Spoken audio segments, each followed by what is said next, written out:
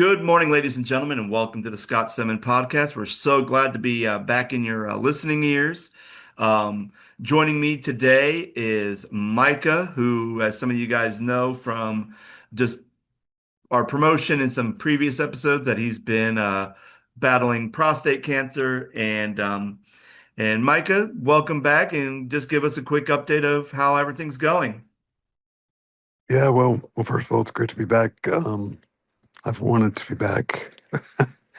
Um, just seems like every time Scott and I try to get together, something happens. But I'm pleased to announce that I'm almost cancer-free.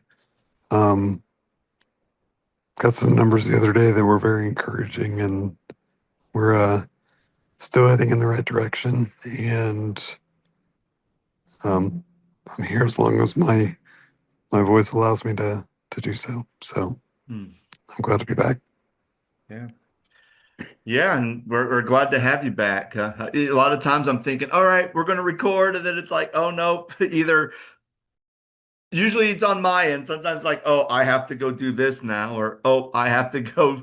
My kids have, like, especially month of March now, like that's like 6 months from all my kids, like dentist appointments and doctor's appointments. So I'm constantly running errands and I'm just like done. Even like on my birthday, I was running errands all day. I didn't even get to enjoy my birthday this past week because I've just been busy running errands. Well, I But don't want you yeah, to take the blame, Scott, because how many times I ended up in the emergency room or, you know, doctor's appointments or nurses came in or yeah, therapy or whatever. But yeah, yeah, absolutely.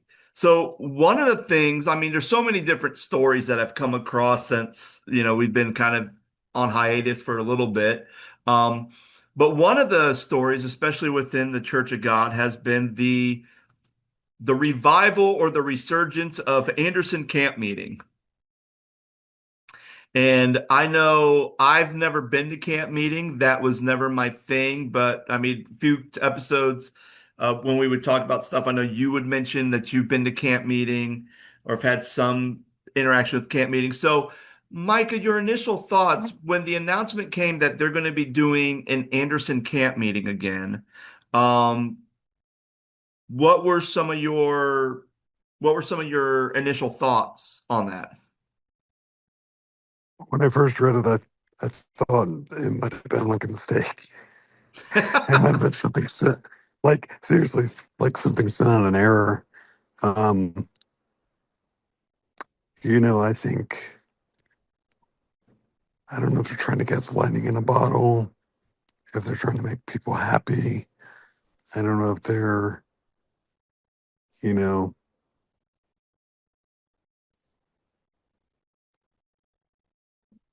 I don't know. I think that it's just interesting for sure because it was the last time they came meeting Anderson, like what year? I don't I know it was before the Colts started using the university for their spring training.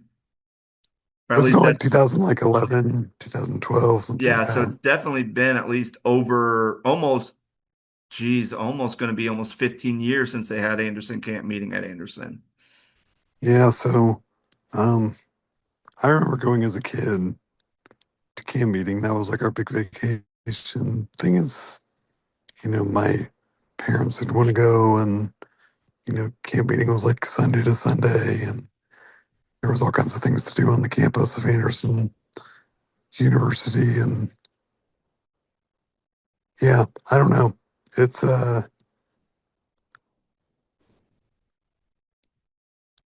it's kind of weird.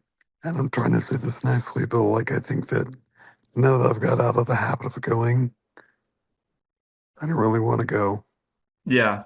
if that makes sense. Yeah, I Because mhm. good.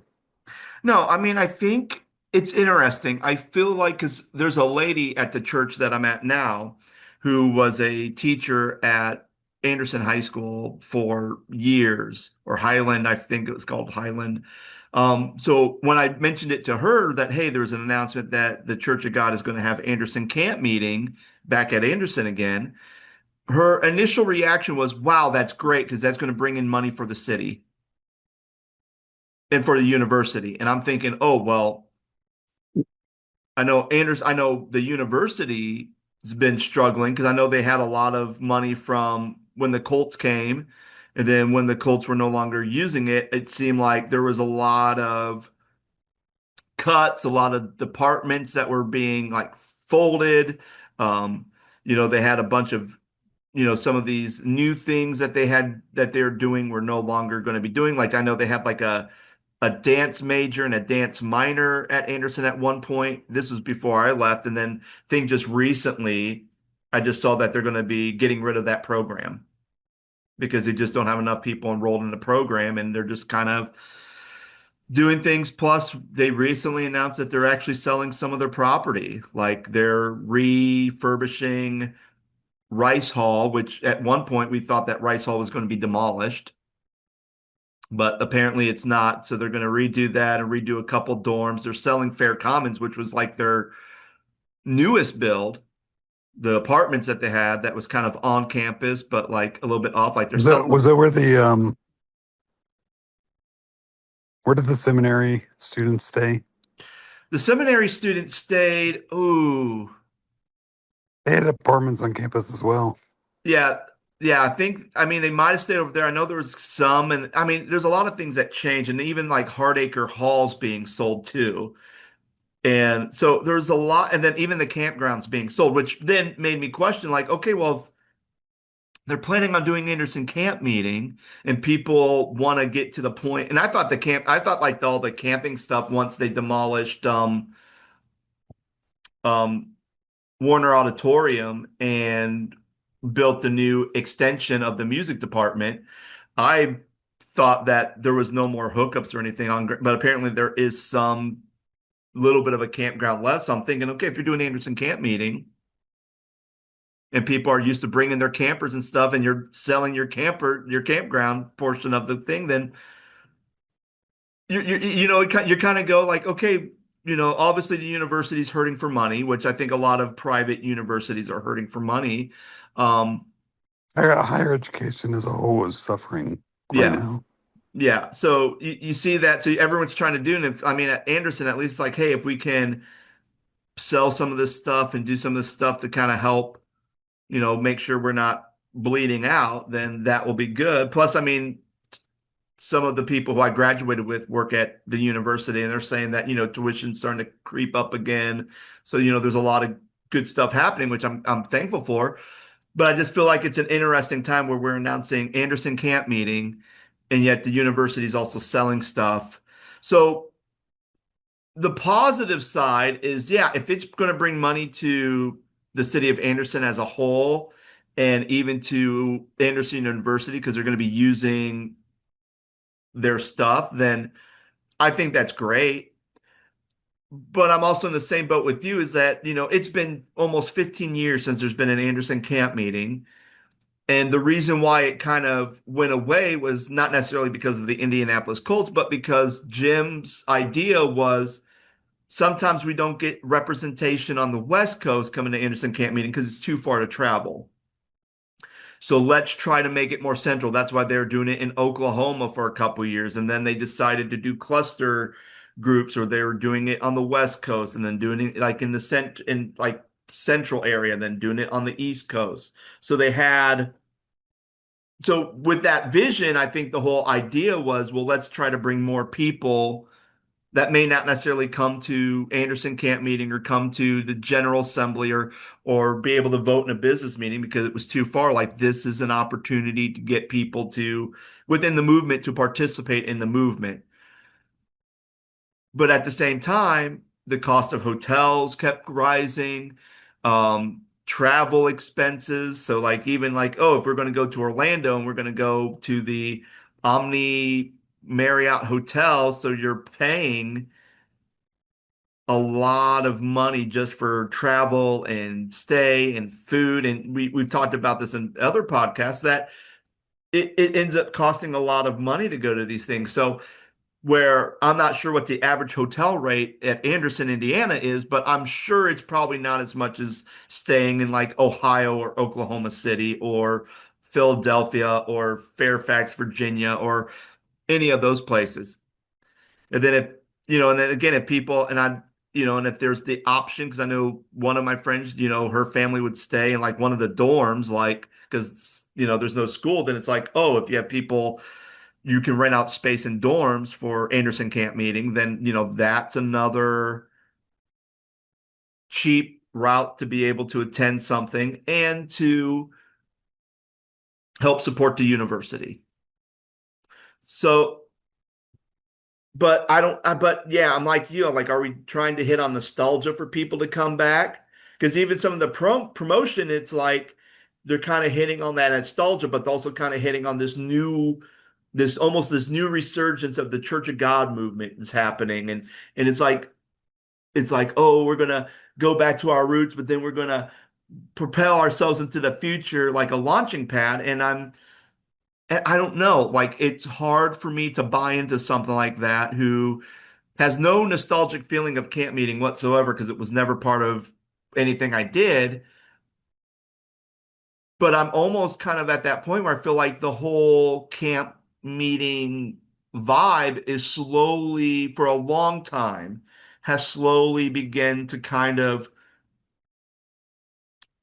die out.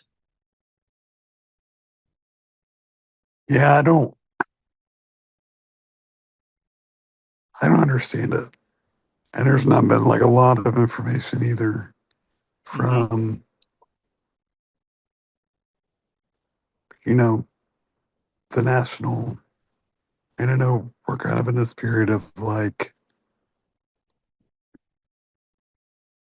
we have an interim director, and, it's kind of in flux. And, we really don't know what's going on. And it's like, let's say that you and I started a rock and roll band, Scott, Hmm. and we wanted to promote a concert that's coming up, but we don't do anything to promote the event. And then we get to the concert and nobody shows up. And it's like, well, Yeah. we ain't got nobody to blame but ourselves. And so um, I feel like the promotion's been lackluster for this. I feel like um, I did get something the other day and was like, this person's going to be doing like an old hymn sing Yeah. thing, and Timothy Clark was going to be preaching. And it was like, oh, okay. But I think part of the issue with the Church of God is that they're leaning so much on old habits.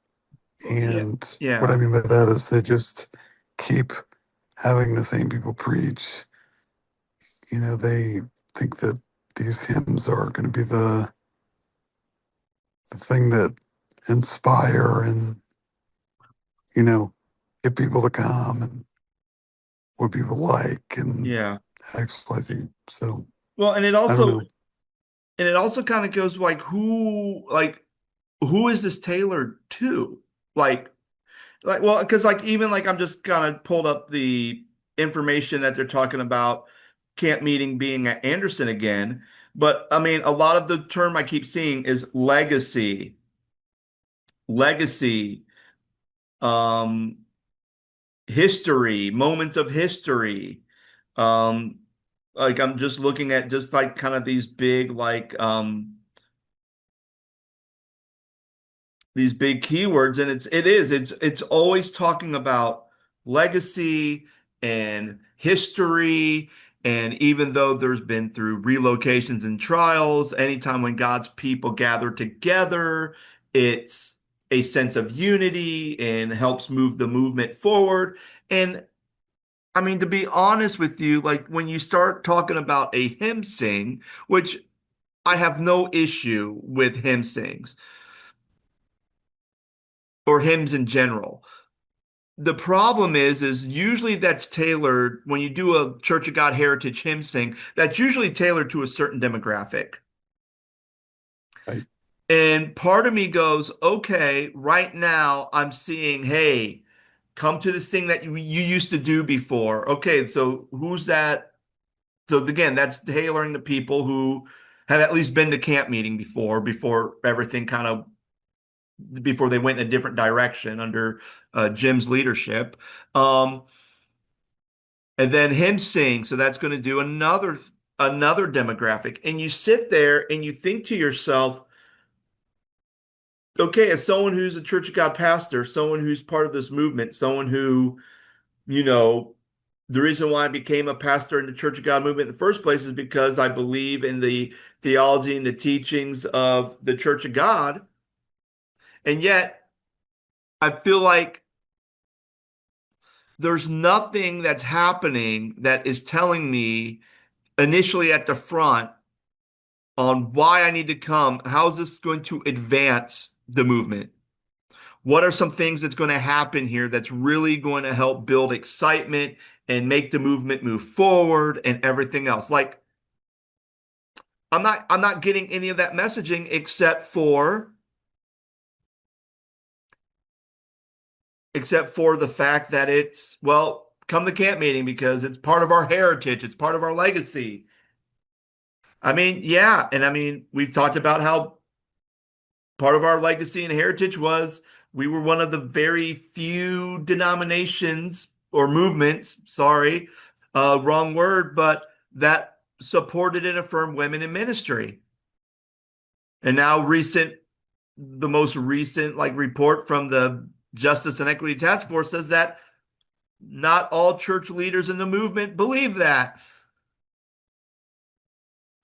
So I'm very confused. Like, what is our history? What is our legacy? It's the same thing that Jeanette said on our show that, the Church of God's lost its identity and they're trying to figure out who we are. And is this Church of God movement, is this going to have it at camp meeting at Anderson? Is this going to help us reshape and reform who we are as a people, who we are as a movement?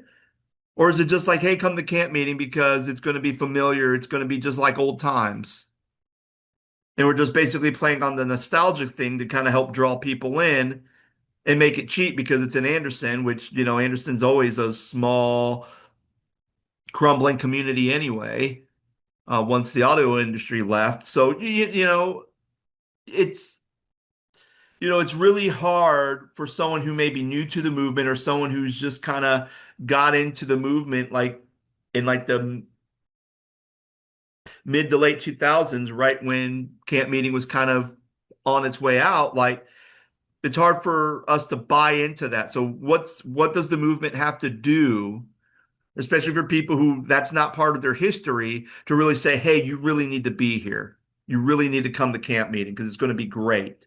It's like, okay, well, why is it going to be great? Tell me why I should come to Anderson, Indiana for this thing. Because if it's just about doing singing hymns and it's because it's part of our history and our legacy, and it's all about gathering together with other believers. Like, okay, well, I can gather with other believers at a conference that may, I could gather together in my local churches. I could do it in my own regional camp meeting where I know I can pay Well, not 30 only bucks that, to stay for the week. but it's like, who's all going to go to this? Is it going to be pastors or is it going to be lay people? Because I mean, I remember having conversations with people and it's like, they're like, what's can meeting? In the world is this? And, you know, it's like pastor's fellowship. It's just a bunch of pastors, right? I mean, and I would argue that they know that, right? So it's like, it's not like if you and I wanted to go and we weren't ordained or anything, like, but sure, we could go, but like, it's not really aimed towards lay people.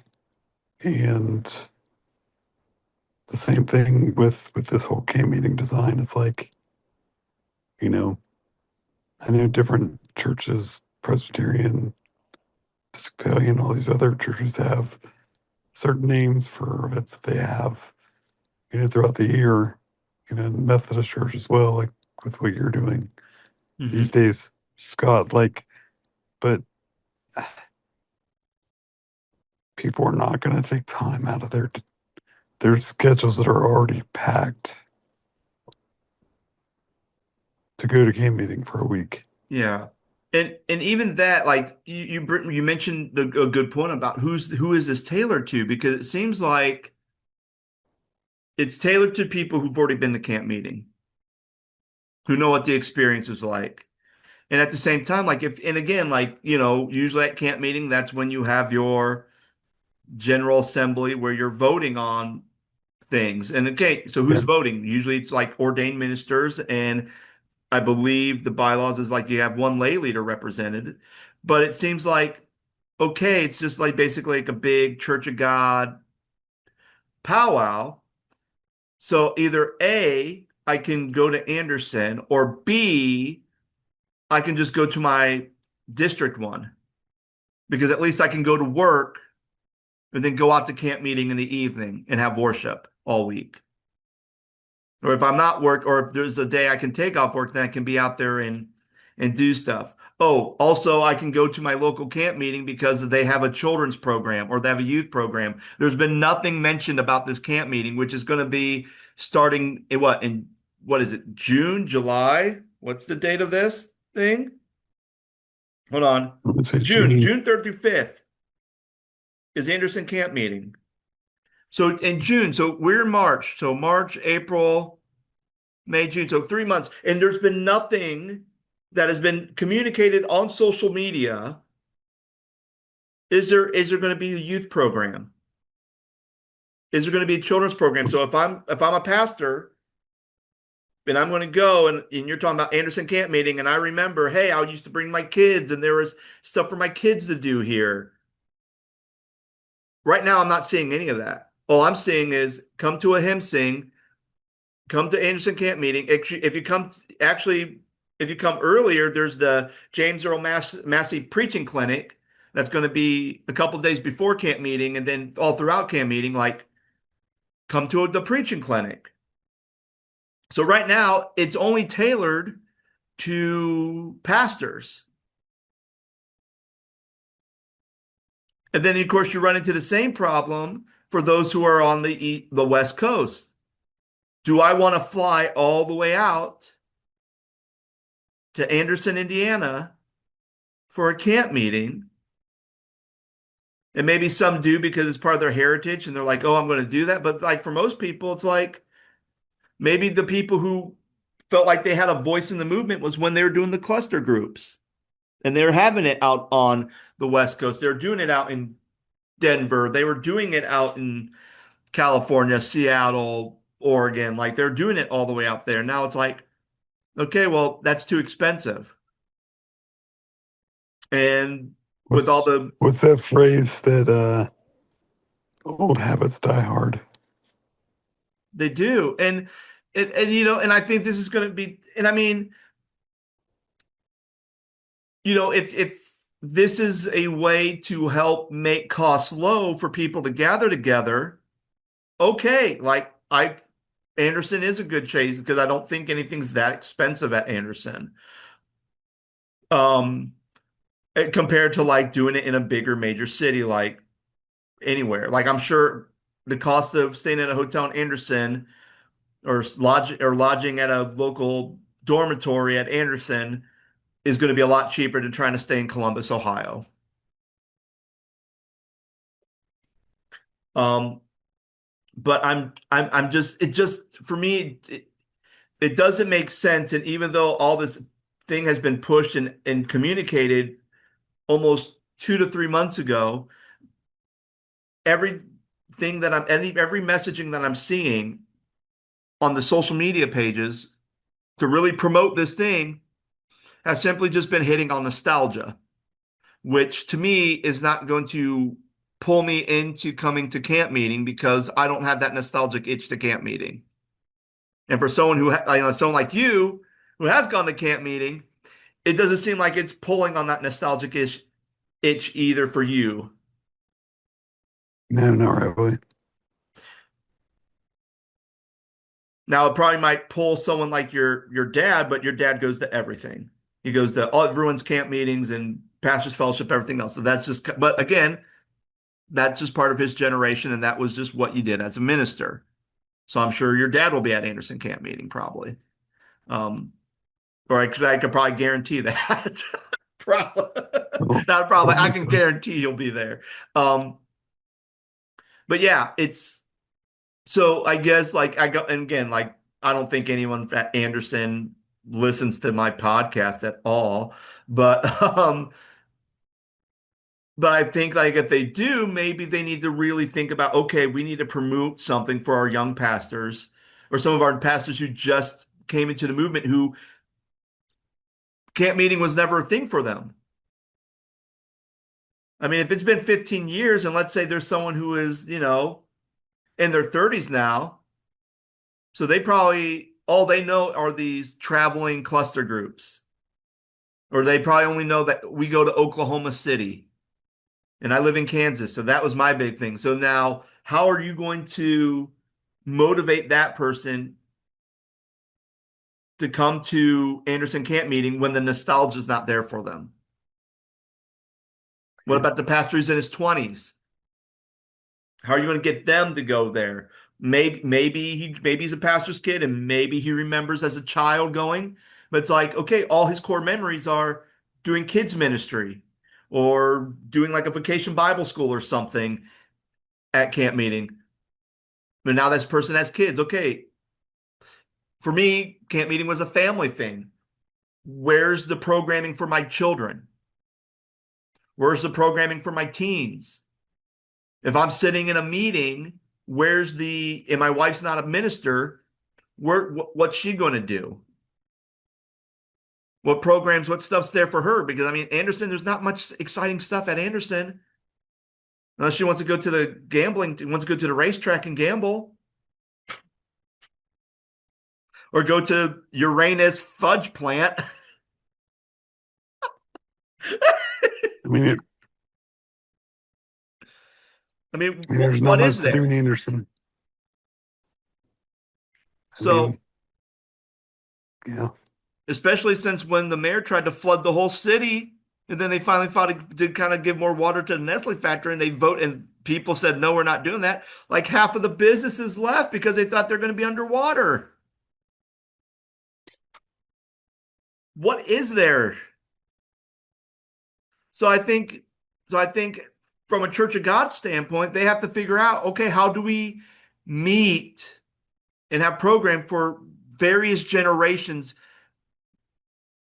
especially if we're saying that everybody should come to this big thing, like what are you going to meet? Because right now you're only tailored to pastors and not necessarily pastors in their 20s, 30s, maybe their 40s, but definitely not me. Um, who are you tailoring to? I think that's a big question they're going to have to really figure out. And how are they going to promote that to really get people excited to come to this thing? Do you think they're going to be surprised by their attendance? I don't think so. I think ideally, a lot of times what people do is, okay, we're going to do it back. So we're going to do this thing. We're going to come back. We're going to do it. It's going to be stronger than ever. And then you have low attendance. They're like, okay, well, it's the first year doing it at Anderson. Let's keep it consistent because every year, right, you had a cluster group and then you have like a big, like your big, like annual conference or general assembly. Cluster group, General Assembly. So now we're having Anderson Camp Meeting. And next year, we're going to have Anderson Camp Meeting. So then the hope about keeping it at the same place and making it a repetitive thing, I think in their minds are thinking this is going to help grow it. But the reality is, it's all about the programming. When you look at camp meetings and the camp meetings that have fizzled out and died, and the camp meetings that have still continued to go and still continue to keep getting their regular numbers or maybe keep growing are the ones that constantly have programming for various generations and have made it a multi-generational event. It'd be an interesting stat to try to figure out too is how many campgrounds and how many camp meetings have sold and Oh no yeah. longer exist. Yeah, like I don't know if like one of the local state parks has their campgrounds and stuff. So, if you're, and I think the closest one would have been, I can't remember the name of it, but it's like kind of like in between Anderson and Alexandria. And again, if so, half of the campgrounds have been already demolished because of new building projects at the university, and the rest of them been sold to a different group that you may or may not use, or they may not be using it. They may be just using the land to buy more apartment buildings just to kind of match the ones over at Fair Commons, then where are you going to stay? And you can't stay at Rice or Myers because they're getting renovated. And I'm Those dorm. assuming the services are going to be So at, where are you going to stay? And you can't stay and again, you probably can't stay in Smith because all the athletes go there. So they're probably getting ready for football practice or doing football training. So you have students who are living in the dorm already. Maybe not in June. Maybe that's why they're doing it in June instead of July because they probably know we don't have many people here. But it is. It's a very interesting thing, and I'm very interested in seeing how this is going to turn out. what about services? Where are they going to have services? I mean, they have the hymn sing and they have the preaching clinic, and nothing else has been I don't know advertised. what, So, but well, where are where? they going to have them? I don't know. Because I mean, one year they had everything in Reardon. One thing they had, one year they had everything at whatever the Park rec Place? center. No, they had them in the rec center one year. Oh, I don't know. Um, is Park Place going to lend their space? Is it too small? Is it too Well, big? Is it? and I think maybe that's why we haven't heard about where the worship space is because they're probably looking at registration. At this point, they could be in the basement at the bottom of Decker having worship service with the mailboxes and At the the At the cafe. Ravens Like, Haven. At the Ravens Haven. or maybe they'll be at Miller Chapel at the SOT because there's so few people there, and that's where they're having You worship service in there. Like, so I think that's why we don't know where there's a worship space at because, or are they going to get a tent and we're really going to make it a camp meeting because we're going to have a big old tent in the middle of a field on the you didn't soccer like my field. you didn't like my Ravens Haven suggestion. Well, you could probably do it in a Ravens Haven too. I mean, I mean, and again, the university has changed so much. Like, I don't even know if they still have a stage at Byram Hall anymore. They may do it in like one of the new like rehearsal spaces over in the music building in the music department. Like, I don't know. Like, it's one of those things where I'm not really sure how this is going to play out for the movement, but the one thing I do know is if you're going to do it at Anderson, you're going to do it on the university's property. The university is going to get a cut, which to me, I think is, as an alumni, I think that's going to be great. Like, is that going to bring in business to the city of Anderson? I think it's going to be great.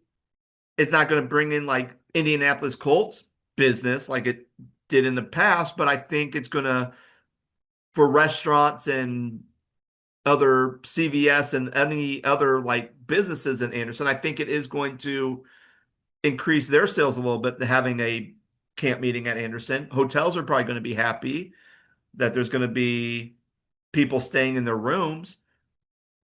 But that's even the other thing. They didn't even mention anything about lodging.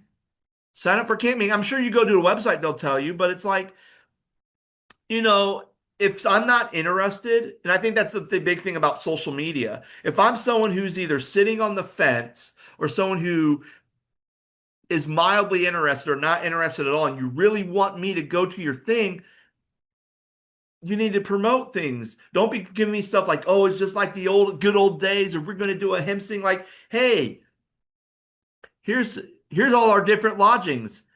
Here are the different places you can lodge. You can lodge in the dorms, and this is how much it's going to like. If you can put that stuff out, you could stay in the dorms for this much. You could stay at these local hotels for this much. You can, we still have some campground space. So if you have a camper, but space is limited because we only have 50 spots. So if you want to come and camp like you used to do back in the day, here it is.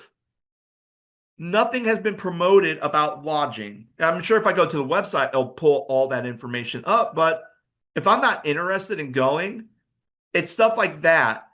What stuff do you have for my kids? What stuff do you have for different generations? What's to really show the unity of the movement when you feels like you're only catering to a certain demographic? That's not showing unity to me. So what are you doing? Who's your social media person that's really going to kind of push and promote this stuff to really get this going? I mean, even just on their page, I mean, they put like 3 articles of something with Melissa Pratt and what she's doing in Ohio. And I'm like, okay, Ohio represent. But I mean, like here, I'm looking at like 3 different social media posts that have to do with what Ohio Ministries is doing and very little about lodging and programming for this Anderson Campmeeting that's going to happen in like 3 months.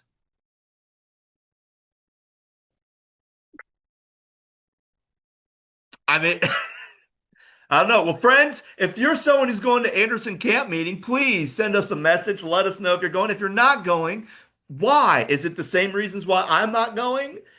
Because, well, I mean, I'm going to be on vacation. That's why I'm not going that week. But is it because you feel like there's nothing for you there?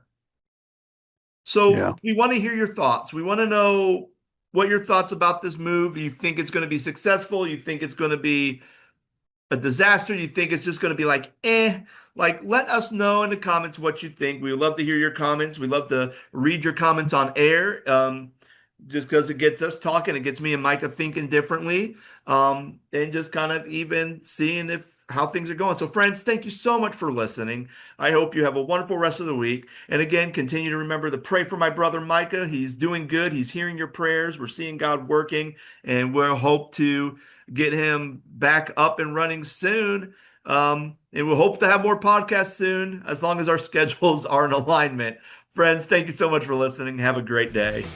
Thank you for listening to the Scott Stedman Podcast. The Scott Stedman Podcast is made possible by support from our listeners.